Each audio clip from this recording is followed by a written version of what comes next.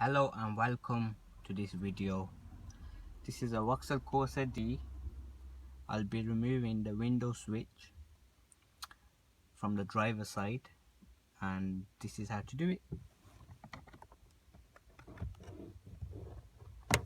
You get it from that end and pry it off, and you pry it from this end. Simply take it out. Here we have a basic wiring.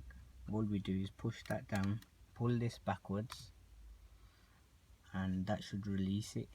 That comes off, new one goes on, and simply get it back into place,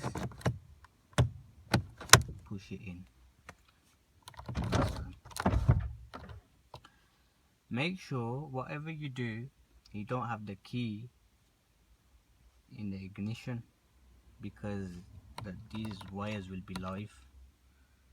And make sure when you do replace it, you take the key out, wait about 10 minutes so there's no live connections going here. And that's all. Thank you for watching.